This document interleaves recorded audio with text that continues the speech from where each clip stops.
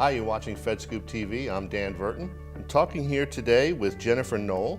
Jennifer is the Senior Director for Strategic Programs, U.S. Public Sector at Symantec. Jennifer, thanks so much for being here. Thank you, Dave. So we're here at Tech Town Hall, which focuses on STEM. Tell us a little bit about the importance of recruiting STEM workers for your type of organization.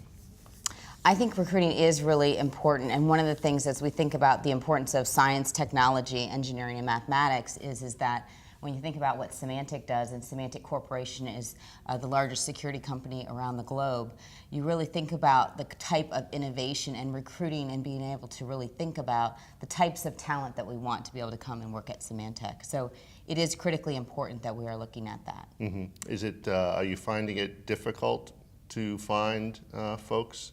I do think that, so it's interesting that you asked the question of just finding in general. I think from a corporate standpoint, no.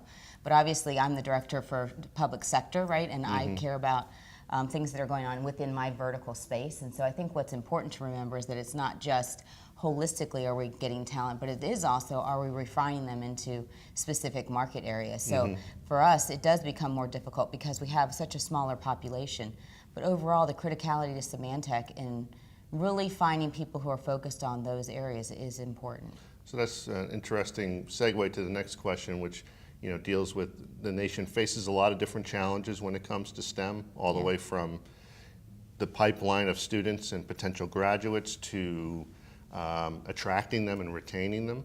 What is the impact from your perspective of those specific challenges on, say, the federal workforce or the federal environment?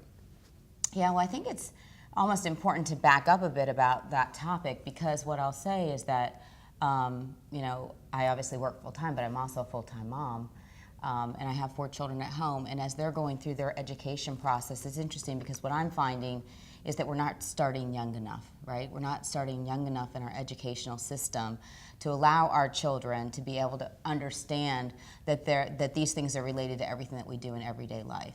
We do have mathematics and we do have science and we do have those core curriculum, right, the common core. But what I would say is that we don't relate it back to the cool factor of what technology is doing for us today.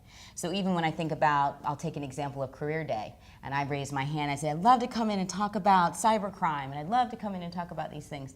I'm always beat out by the fireman or the policeman. So I do think that the cool factor and us being able to really help our youth understand, when I've got my 2-year-old who can flip through my pictures faster than I can, and delete all the repeats, right? That it's important that we start to take where we are, that we're not really teaching our children that capability until they're in at least the high school age at this point.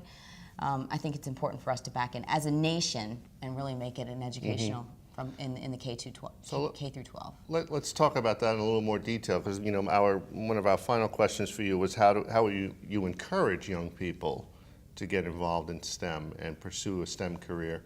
I guess there's also the government factor, because the government needs them, and the government has a dual challenge here. One is, I guess, finding the students, potential graduates, and also graduates with STEM degrees who are interested in working in a government environment.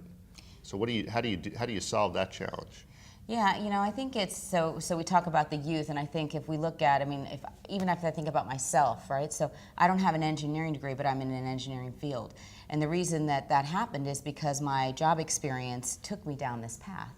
And so when I think about my children growing up, because computers are so ingrained in our everyday, that we should think about our curriculum and how we teach our children for the future.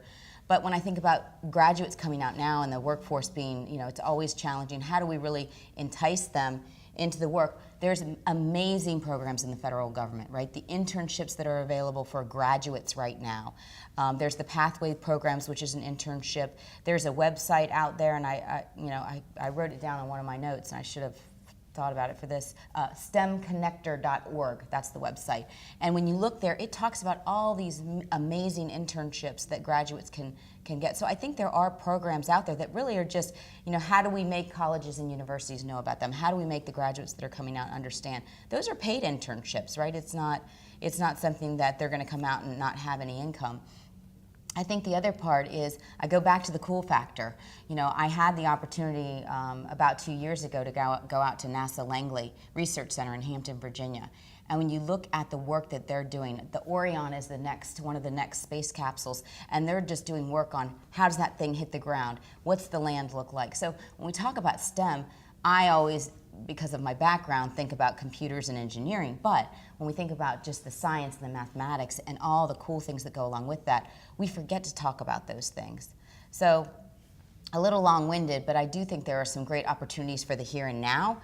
And I think there's also things that we can be doing for our youth as they mature. It's interesting. What I heard there was that the things we dream about as kids doing and becoming are actually really jobs today. They really are jobs. And we ought to get that message out. That's right. That's a great message. Well, Jennifer, thank you so much for being here today. It's great talking to you. You too. You've been watching FedScoop TV. I'm Dan Verton. Thanks very much.